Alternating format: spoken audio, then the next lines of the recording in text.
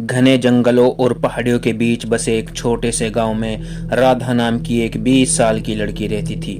राधा को रहस्यमय चीजों के बारे में खोज करने का शौक था। राधा ने सुना था कि जंगल के अंदर एक रहस्यमय हवेली है, मगर कोई भी उस हवेली के बारे में ज्यादा बातें नहीं करता था। राधा ने हवेली के बारे में सिर्फ इतना सुना था कि ये हवेली घने जंगल के बीच हमेशा अंधेरे में डूबी हुई रहती है और जो लोग उस हवेली में रहते थे उन सभी की आत्माएं वहां रहती है।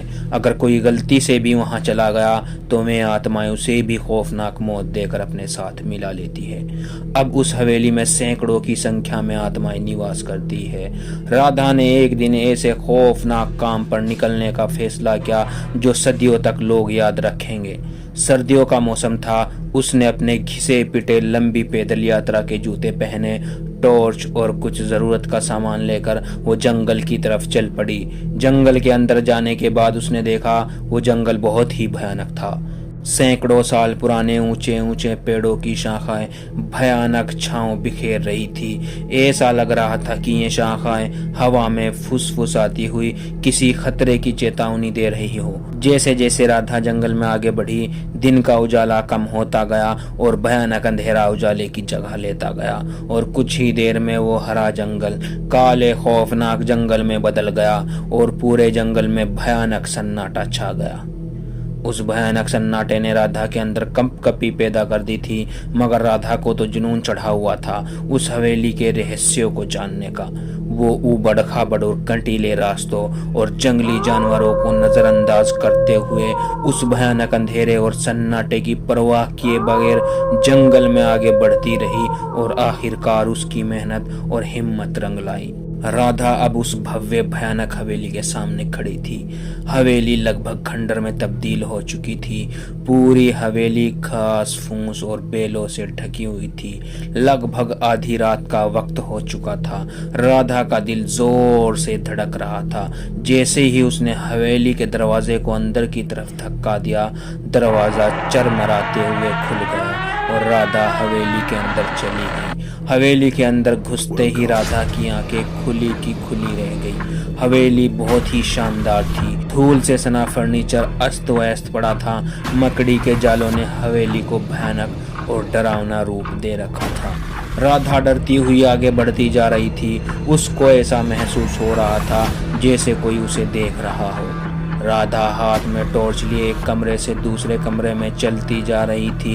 दीवारों पर चित्रों में खौफनाक चेहरे वाले व्यक्तियों को दिखाया गया था और खौफनाक जानवरों के सिरों को लटकाया गया था। राधा को ऐसा महसूस हो रहा था जैसे वे लोग और जानवर जिंदा हैं और उसको घूर रहे हैं। मगर राधा हिम्मत से हवेली के अंदर घुसती चली जा रही थी।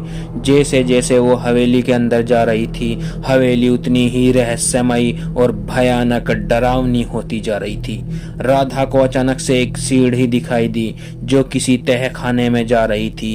एक पल के लिए तो राधा झिझकी, मगर फिर वो उस सीढ़ी से नीचे उतरने लगी। उसकी टॉर्च उसे रास्ता दिखा रही थी। जैसे ही राधा तहखाने में पहुंचती है, उसे एक भयानक नजारा दिखाई देता है। उस तहखाने में जंग लगी जंजीरें पड़ी थी जिनमें बहुत सारे इंसानी कंकाल बंधे हुए थे और साथ ही खून से सने खतरनाक हथियार भी थे। दीवारें खून से लाल हो रही थी। इस जगह को देखकर ऐसा लग रहा था कि यहाँ मौत का खेल खेला जाता है। ऐसा खौफनाक खेल जिसके बारे में सोचकर भी राधा कांप उठी थी। वो अब बहुत ज्यादा डर गई थी। पसीने से लथपथ राधा की हिम्मत अब जवाब दे चुकी थी। वो वापस जाने के लिए पीछे मुड़ी, लेकिन ये क्या? तहखाने का दरवाजा गायब हो चुका था। चारों तरफ खून से सनी दीवारें थी। पूरे कमरे में धुआं सा भर गया था। राधा पागलों की तरह इधर उधर भाग रही थी। धीरे धीरे भयानक हंसी की आवाजें आने लगी और वो धुआं हवा में तैरते सैकड़ों खौफनाक चेहरों में बदल गया। हंसी की आवाज अब बहुत तेज हो गई थी। राधा अपने आप को नर्क में फंसा महसूस कर रही थी। उसकी जान निकली जा रही थी। वो बाहर निकलने के लिए छटपटा रही थी। तभी में जंजीरें हरकत करने लगी और कुछ ही देर में उन्होंने राधा को जकड़ लिया।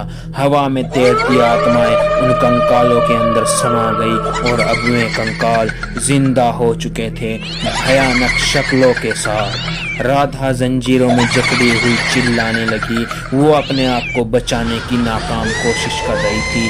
खौफनाक हंसी की आवाज़ों से पूरी हवेली में अजीब सा माहौल हो गया था। सदियों से भूखे शैतान राधा को अपने नुकीले नाखूनों से नोचने लगे थे।